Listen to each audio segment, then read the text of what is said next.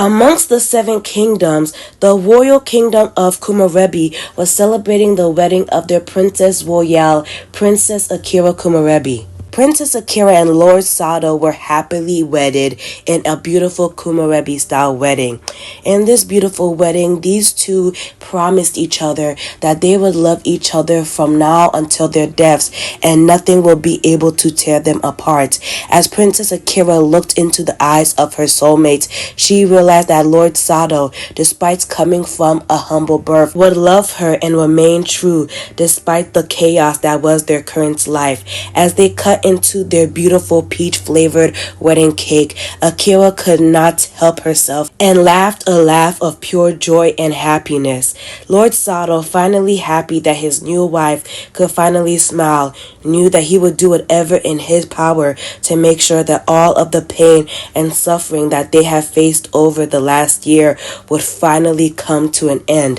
While the newlyweds relished in their new blossoming love and took their wedding photos, not everything was right at this royal wedding. Princess Akira could see that her former fiancé, Prince Hugo, was not satisfied with this situation, and on the other side of the wedding venue, Princess Akira saw that her best friend, Princess Maria, was extremely anxious. After being diagnosed with her generalized anxiety disorder, Princess Maria found it extremely difficult to be in venues such as this, as well as knowing that these people who were supposed to be celebrating her best friend's wedding and her joy were not generally happy for her.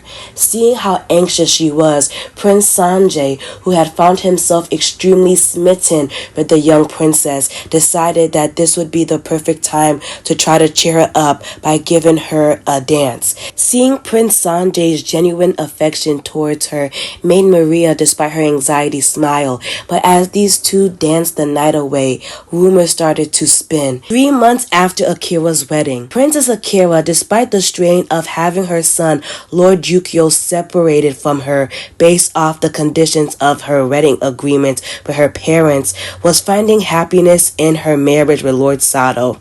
Despite being a teenager and a new bride, Princess Akira found extreme joy in House Masuda. Lord Hiroshi and the servants of House Masuda treated the young bride well, teaching her the customs of House Masuda and helped her find joy in her melancholy. Despite adjusting to life in her new household, she devoted herself to raising their 2 children that remained, Lady Michiko and Lord Benjiro. However, the joy of her new household was tempered by the absence of her eldest son, Lord Yukio. The circumstances of royal politics meant that Lord Yukio was separated from his siblings and was being groomed by the Empress, a woman who hated his mother, hated his father, and hated his sister and brother as well.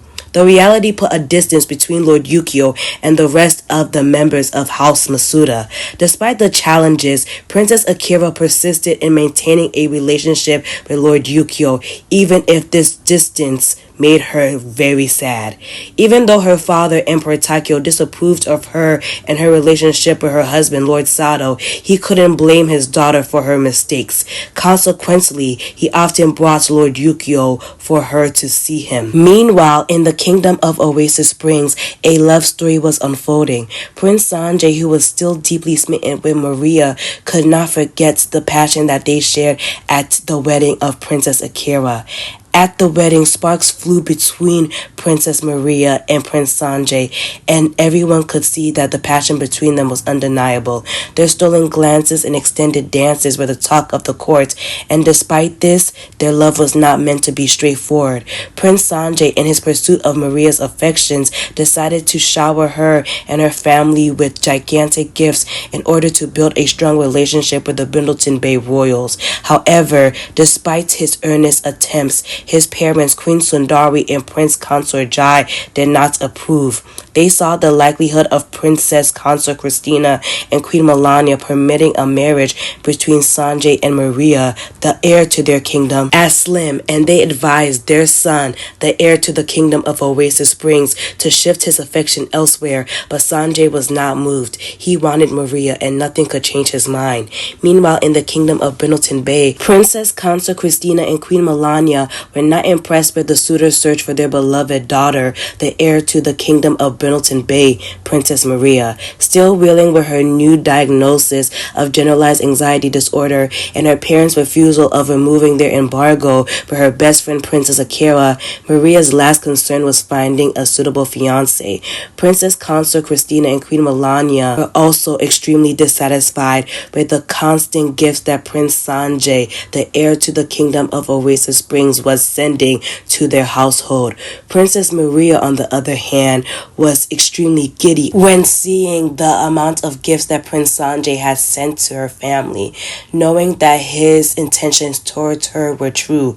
Despite Maria's enthusiasm and aggressive hinting towards her parents at her intentions towards Prince Sanjay, she was ignored. Seeing that Princess Maria had no serious intentions of finding a suitable fiancé, Princess Consort Christina and Queen Melania decided that it was their jobs to go search the 7 kingdoms to find a suitable fiancé for their daughter to be engaged to and eventually marry. The Princess Consort and Queen decided to go from kingdom to kingdom in order to try to find an eligible bachelor for their darling daughter. They start with the kingdom of Willow Creek, where they meet House Goldstein, who has an eligible son of the name Lord Clark. With his good family background as well as his striking gray eyes, Lord Clark seems like a good eligible match for the young princess. Despite all of his charming traits and his ability to charm Princess Consort Christina and Queen Melania, Lord Clark is sadly too young for the princess, who is going to reach of age very soon. The next family that was visited was the Barony of Willow Creek, which contains House Wells. The Barony of Willow Creek had their eldest son, Lord Marcel Wells, as an eligible bachelor for the Princess Consort and Queen to look at. But with the reputation of House Wells, as well as the current economic instability of the Willow Creek Kingdom, Queen Melania and Princess Consort Christina were not eager to engage their daughter to this man. The next kingdom that was visited was the Kingdom of Dakari. The family that was visited specifically was the County of Dakari, which had their youngest son, Lord Bahati. Lord Bahati was too young for Princess Maria, and the Princess Consort and Queen were also dissatisfied with him. After meeting with disappointment after disappointment, Queen Melania and Princess Consort Christina were getting extremely disappointed with the current selection of suitors. This continued until they encountered Count Hassan of the Kingdom of Oasis Springs. He aspired to be a friend of the world and had the traits adventurous, clever, perfectionist, and relaxed. When they met with Dowager Countess Farah, they realized that they had found the perfect match for their daughter. Upon this discovery, Queen Melania and Princess Consort Christina shook hands with the Dowager Countess and agreed that their children should marry. Upon realizing that his mother had sealed his fate, Count Hassan decided to call his friend Prince Sanjay and tell him the awful news. Upon hearing the news that the love of his life, Maria, and his best friend Hassan were quickly to be engaged, Prince Sanjay fell into a season of depression, not knowing what he should do next. Thank you for watching. Please make sure that you watch another one of my Simperial episodes to keep up with the series.